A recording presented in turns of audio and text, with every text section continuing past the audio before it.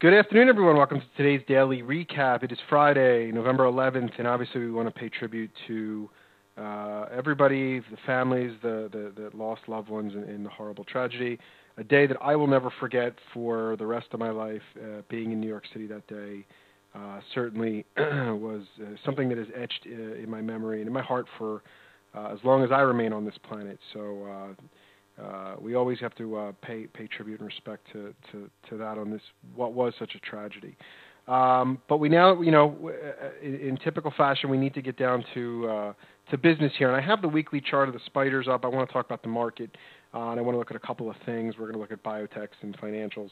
But I have weekly up here because we need to go over the structure of the complex and what's going on here. So the reason I use weeklies is because they're a great tool for clarity of price movement. What's happening? What are the intermediate trends telling us, and what potentially could or should come next? So after we saw this massive sell-off just 3 weeks ago, we've seen a quick snapback rally. A little, and it's the case in point. A lot of times, too far, too fast causes the bounce to be, just as wicked. So we got the bounce, and we're ending this week, which was a shortened week, but we're ending this week on a rather tepid note in a sense that has this rally or this bounce, however you want to look at it, stalled out. The market basically opening and closing in the same spot for the week in terms of the S&Ps. So it kind of remains to be seen. Is this a precursor for what is going to be another down move to come, and not necessarily in this violent of a fashion, but if prices peaked here into this week's high. Obviously, our moving averages have now formally crossed, and our 8 is sloping down. It's possible that we see another week or two of sideways price movement, or even again just sort of mild price movement, let's just say, rather than pick a direction up or down. Let's just say a lack of direction as the market kind of, holds or hangs under this general, what is now resistance level, that being of the November, December, January lows here. So have we snapped back into a resistance area, and what is the next leg for this market? A break of this week's low. So if we were to take out this week's low, could spell some trouble as the market, may start to resume downside action. So we need to watch and wait. This clearly, to me, as a technician, spells trouble, and it looks to me like the market may have seen a short-term peak, and what could be effectively the first lower high. Again, let's make the assumption that maybe we've seen a high. But time will tell here. There's certainly the possibility that we, break out next week, or, this resumes trend, and if so, we could see back into this 21 EMA area. So I still leave, the scenario of possibilities on the table. I know that most people don't like to say, well, and I'm one of them. I don't like to say, well, we may go down or we may go up. That's certainly not helpful to anybody in any regard. But I think that we have to consider the possibilities of both. I'm leaning, obviously, towards, decline, more downside. Again, I still think it needs more time, whether it be up or down. But we need to watch the clues here. As this weekly chart is very telling to me, or potentially telling, that this bounce, may be have seen sort of its peak here.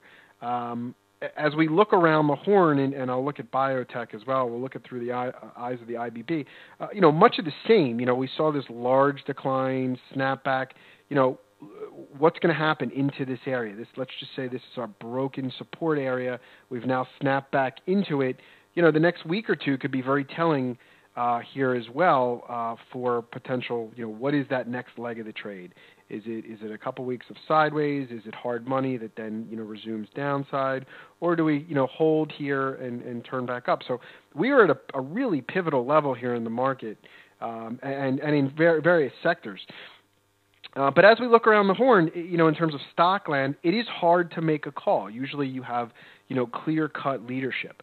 The stocks that I think present the leadership, typically Apple always being probably the first and foremost, you can make the argument in here that we're building evidence that we may see another spike higher here. But remember, this stock is now, has mixed signals. You have declining moving averages on your daily, and on your let me just pop the weekly in here. And on your weekly, have we snapped back into resistance? So, I think we're at a really interesting level, and we need to watch some of the clues for some of these stocks. I think that they'll present, clues as to market up, market down. Netflix, another stock that I think presents great leadership, or has presented great leadership. Obviously, a lot of volatility in here, starting to decay as we now are, literally 4 or 5 days of this sideways price action under a declining 8, and even today, closing kind of on the lower end of the range could spell, these stocks that were once high flyers may see larger pullbacks. Ambarella, another one that was, on the radar. Clearly what was once, very bullish has all of a sudden become, substantially bearish. So a lot of tunes have changed here that were very different, just a few months ago. GoPro, another one that, has kind of been on the radar of, what happened here. And, there's many that would say, well, this was at this time, this stock looked like it was about to go higher. And this is the nature of time frame analysis.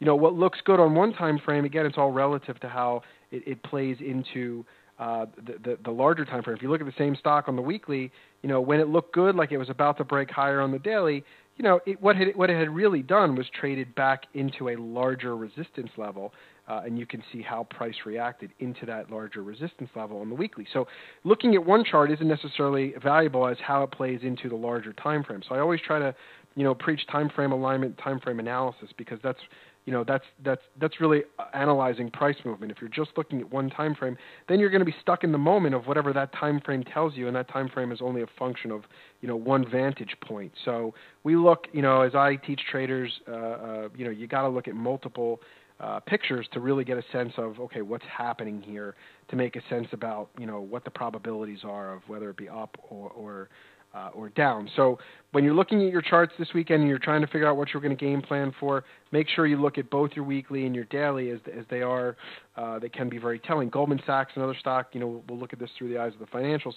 And fairly muted bounce, I would say, given the nature of the sell-off. So pretty weak bounce, and even that one attempt right here, where we opened into this declining 21 AM EMA, you can see sellers stepping in there. So financials still, continue to act pretty poorly, and you can go around at various financials, and you're going to see pretty much the same picture. Citigroup, JP Morgan, Wells Fargo, none of them really showing, any sustained bullishness. So I still lean that we need more time, but probabilities say we will, turn back down. So but that's the nature of what makes a market. One may see up, one may see down. I'm trying to explain why I see what I see, and to put some objective reasoning behind it in terms of price movement, rather than just give you an opinion and say, okay, well, here's my opinion, best of luck. I just don't think that's value add to anybody. So I still think a little more time is needed here with the market. You might see more sideways price action going into next week. Much like we've seen, again, I'm going to call this sideways, hard money. We saw that expansion to the downside. We saw that initial retraction.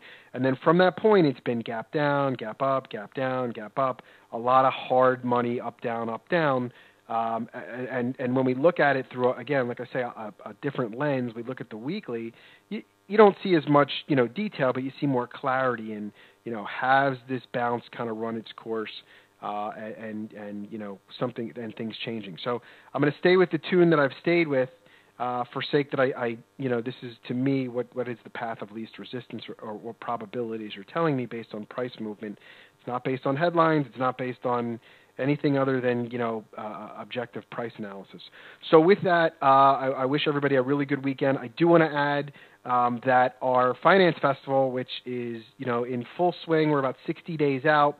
I'm going to bring up t3live.com/festival, and we are, like I said, almost 2 months out, a little less than 2 months out. We've signed up some amazing personalities for this. John Malden, David Kodak from Cumberland. These are Jeff Saw, David Rosenberg. These are some of the best, if not the best in the business. So early bird tickets, if you go all the way down Early bird tickets you have until September 15th. So that leaves you just a couple of days because prices are going to go up post September 15th up to $9.95 from $7.95. So this is an event you're not going to want to miss. Friday night, Saturday, Sunday, party, networking, interesting lectures, perspectives, analysis, technical trading. Any and all of it are jam-packed into this weekend, and we're going to do it in Miami. So that makes it more fun. T3live.com/festival. Have a great weekend, everyone, and I'll talk to you.